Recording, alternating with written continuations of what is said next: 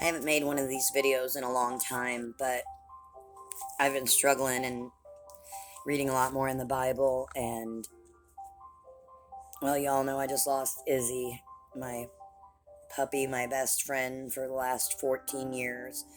And even when I lost everything else, I had her. And I lost her, and it brought up a lot of stuff, from when I lost my mom and everything. But I was watching this church service this morning, Elevation Church.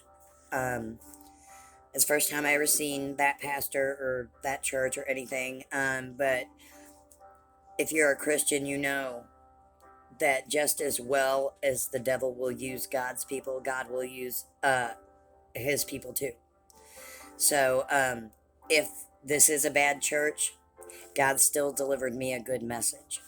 And that happens frequently in this world. But they were talking, it was a whole service sermon on anxiety.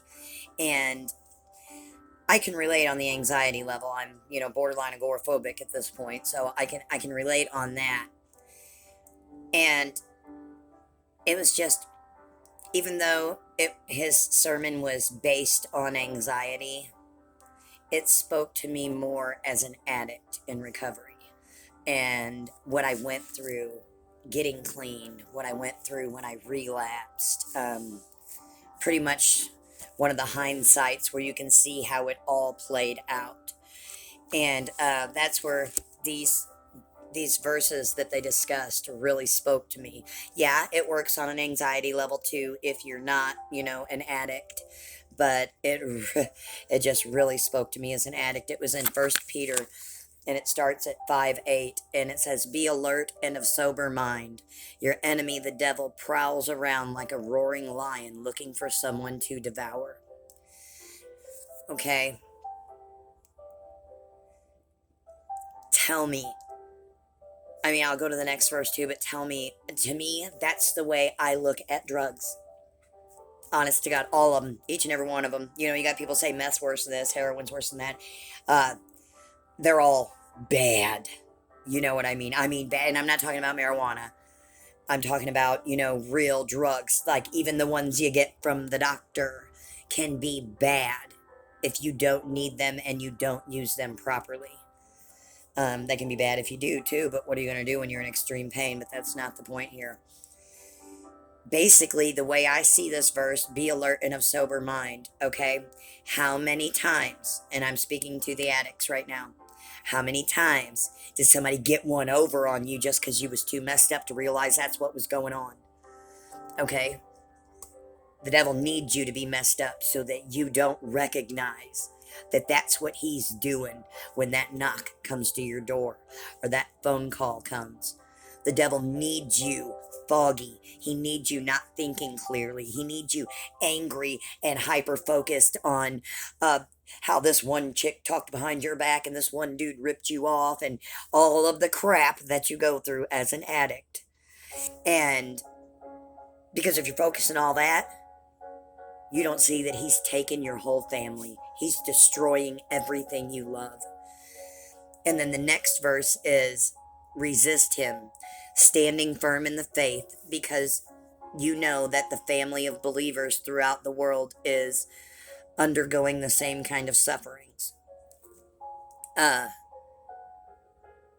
All over the world, there are Christians that are struggling just as bad as we are.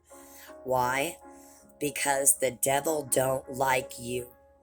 When you love God with your whole heart and you worship him and you praise him and you thank him and you pray before your meals and you do all of those things that you're doing just to show God how much you love him and how obedient you are, the devil hates that and hates your face. You are a moving target. And he will then hyper focus on you. He'll use your mom, your sister, your brother, your best friend. He will use whoever he can manipulate to hurt you. And you got to recognize that for what it is when it's happening. Some of those people that you're harboring hate towards and holding resentments for, they were just a pawn in the devil's game, and they had no clue that what they were doing was going to hurt you that bad. And I'm not talking about everybody, there's just horrible people in this world.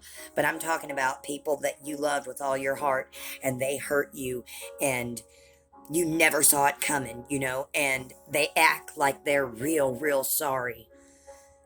They probably are.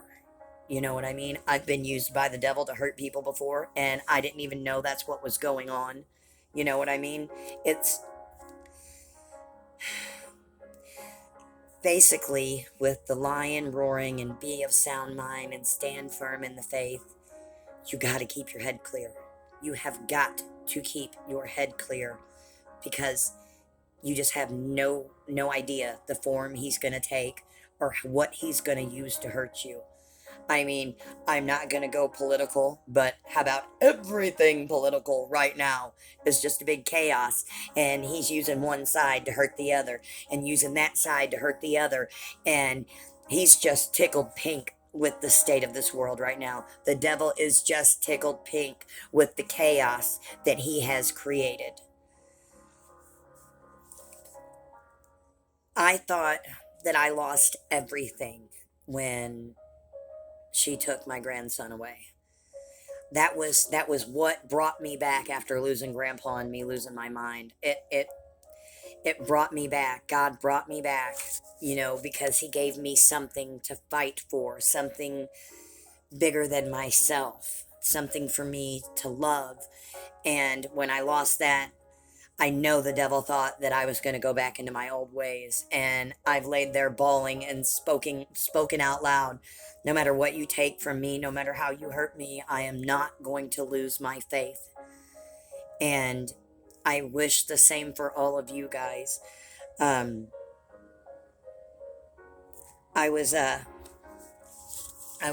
read a little bit further, and I went to Matthew. I think they had mentioned it on that program too. And it was talking about the storm. And everybody's heard, how Jesus walks on water, okay? Well, this is where it talked about him walking on water. It starts Matthew 14:24, and it's 24 through 32 if you look it up. And it starts in 30, but when he saw the wind, it's talking about when Jesus was on the water, and they were all scared because of the storm. And said, but when he saw the wind was boisterous, he was afraid and beginning to sink while he was standing on the water, because he had doubted him. He had doubted that he could walk on water. Jesus told him he could, but then he second guessed himself. How many times have we started something or tried to quit and you second guessed yourself and told you couldn't do it?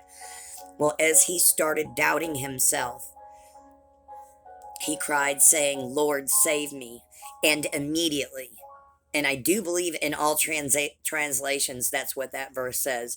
Immediately, Jesus stretched out his hand and caught him and said unto him, O thou of little faith, wherefore didst thou doubt? Basically, why are you doubting? I got you. But the main part of that verse, and the thing that the pastor, I can't remember his name, but the pastor of that Elevation Church was talking about was, he didn't start to sink until he doubted himself. And then today, I'm watching with Carter. He's not my grandson, but I love him like he is. We were watching The Neverending Story. I've been sharing with him, when he comes to spend the night, I've been sharing with him all the movies from my childhood. And we were watching The Neverending Story. And if you've seen the movie, it's when Atreyu first starts on his quest.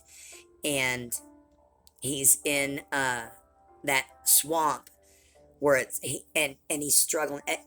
Every step he's like buried up to his knees, and it was the swamp of sadness. And I had to pause the movie and kind of explain it to Carter a little bit because I didn't catch it until I watched it this time. But it was the swamp of sadness, and when the sadness started to overwhelm you and you were giving up hope, you were so tired. Atreyu was so tired, and the horse got so tired that he gave up. He let the sadness overtake him, and the moment his heart gave up, he just started to steadily sink. And then Atreyu was pulling and crying and saying, no, no, you can't give up, and going through all that stuff. It's a great movie. You should watch it if you haven't. And then at the end, the bad wolf was talking about how the beast, the monster, needs you to be sad and needs you to be hopeless and needs you to be overwhelmed, because people who have no hope are so much easier to control. And it, and it brings me back to where he said, and immediately Jesus stretched out his hand and grabbed him.